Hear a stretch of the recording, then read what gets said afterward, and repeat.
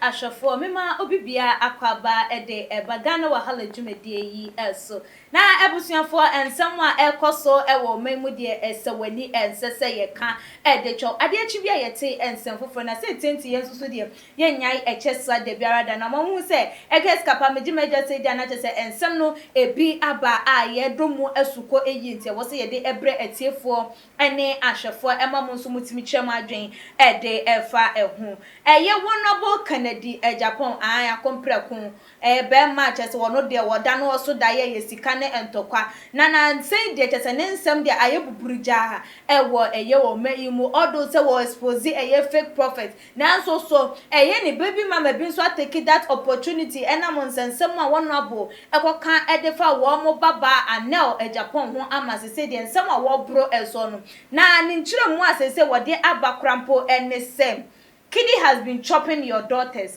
We ene ye mame anase baby mama of Honorable Kidi Agyapong Mora Arabadolson Williams or denensem ababetu eja na ebusuamoma yembunra ensem no emu.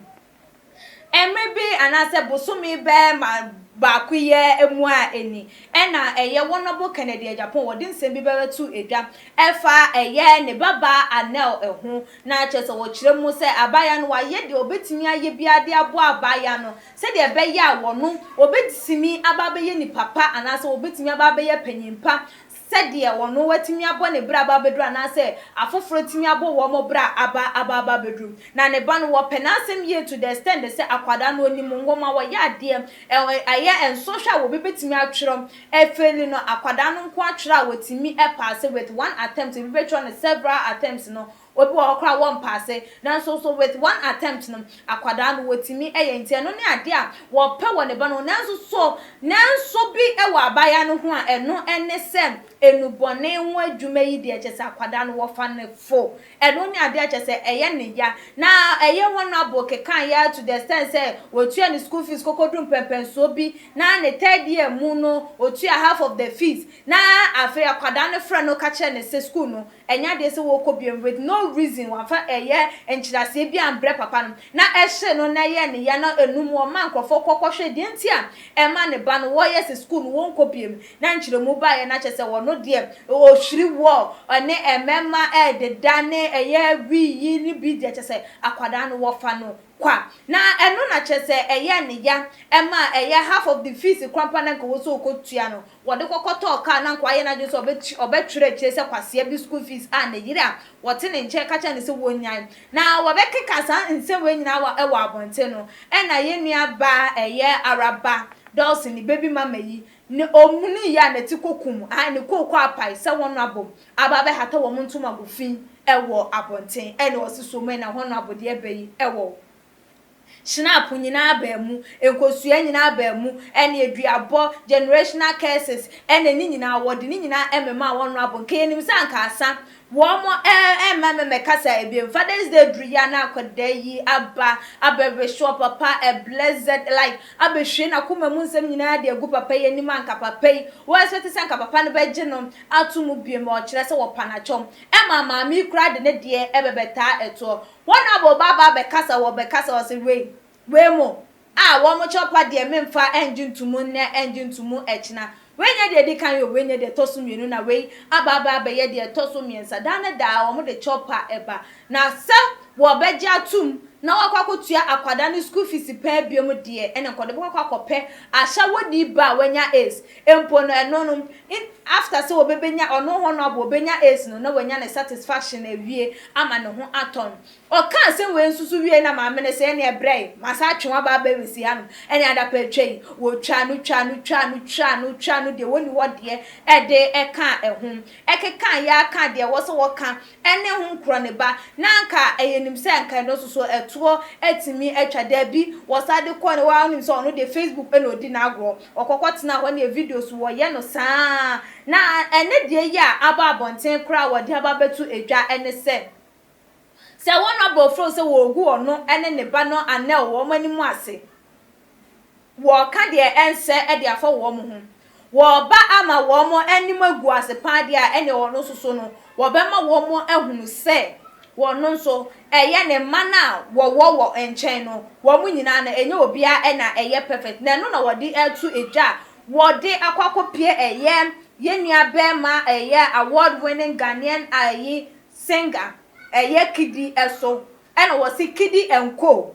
eye enkrofo a eye honorable ne mama na wone eye ma fofra wo no eye anyumtofo no mo bo ma atodwe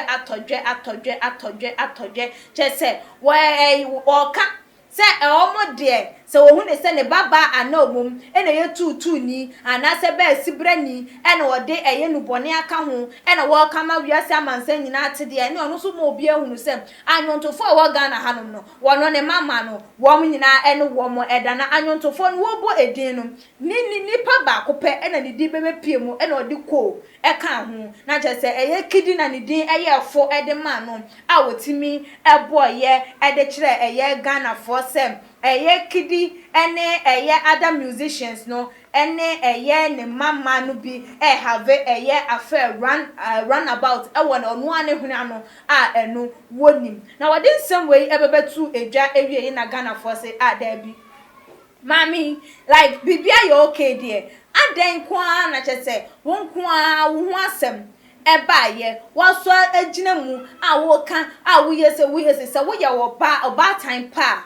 anasasa wo ye mame pa na wotimi titi akwada ni yi a entinka akwada no nka esu ene banwe ene obetimi afa anam anasasa mumu bo mabrabo yi ana mutimi ye adepa bi e de che wono abo a anka mo be pa acho no anka wo mekeka sa ense we nyina emfa enche musu ene mo banti ena ama eye wono abo wono so watimi enya ekwan a wo keka sa ensem we e de etre mo amuhu ni se eye mo ya enu nti no mo kuro eye mo busua ensem ewo abonten na de wuye de wu kire se wo ankasa no wuni entity epa na ebiemu nso so wantimi afa entity epa bia ama eye wo ankasa wo ba na ebiemu guwa hu efi ene ema nyina ehu efi na abusua mama mekenkan eye adwentwe no bi a eba ye emfa emamu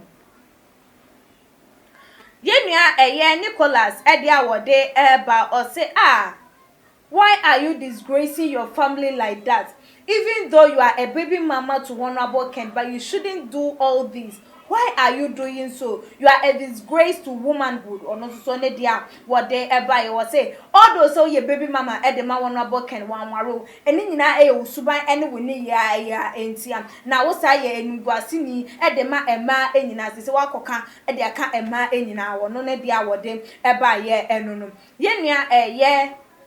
Josephine and so they was saying, Kennedy, don't mind this baby mama of yours. I know that she wants you to say something that you haven't said so that Ghanaians will say that you are a bad person, but never listen to whatever she will say. One also ne dear and no. When they say eya mama no eya horo baby no person will share eya Kennedy. Now Emma honorable can de any kwan say welcome. Now if you make say hey say e kan honorable dear or no dear say inti Emma honorable enfino. Yenua bin so edo de by ne din enkan wo say Araba Dawson William, why are you doing all this? Now you've dragged an entertainment singer into this issue, telling Honorable that Kidi and Co are guys who are letting her daughters be disobedient and they are sleeping around. Why are you doing all this to tarnish someone's image? And also ne dear and no say identity and na ye nua bayi wo ye sadewe to the extent so wotimi e de anwontofo edin abemu akidi mum edin ababe piem a wo kire se wo mo ene enkrofo wo mo ama wo mo mama no aye disobedient a wo mo ye den efa emama e wo abonti to the extent so wo mo ankasa esa eribie adenti na wo ye sa ade no to hu ni se de abaya ne ye no enye ne kwan so a eno no ye nua bi so edode eba ne last comment na ye mfa ensi Angela or say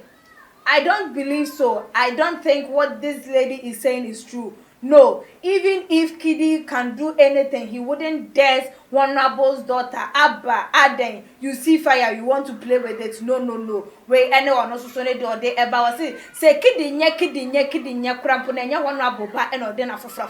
Ebe kwa find so Aden. Wawa who say Eja or was a midnight quacotia so I say Beshemi Adebi, one jindi, say Kidi Barren Crawford, Mamma Crampona, Honorable Bapadi, or Yadia say one will bet me a day and libre and I send a corner bonnet, aqua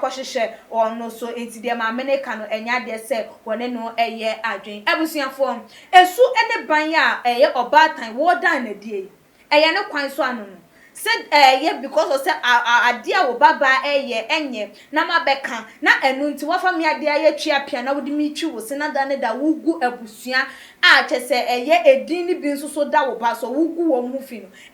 so oba se obema ne wawo na entokwa abema na se obia ete ne ho edne ne baabie na obia ebo ne bra odo se sika na muhia wode bema mo ne nko ne ba ehuhia se bibi ketua bi a wutimi gina se because of the ode wo bia na se de atwam wo bi ntino wudi begu nanimu ase ana abusua se de ensem no ekode ani akwa ye nyan enti wo hadwenche bi a wobetimi ede aba efutu obi so obetimi ede aba nam gidi yesem ye maami wo no so ne nsa ebetimi akabi aha ena brebe me kwan ama edi dwumede ni si subscribe to your channel no na ebiom so like videos na share efa ema obetimi follow yen ewe Instagram page @tomagh_ meeting any Accusations kapadasene yebesane share fiti ani asese ne din ene your friend say mechanic na prophet kumichacha ma sesa me YouTube no ba bia me hwe bia ma change afro ene maba too much gh hwe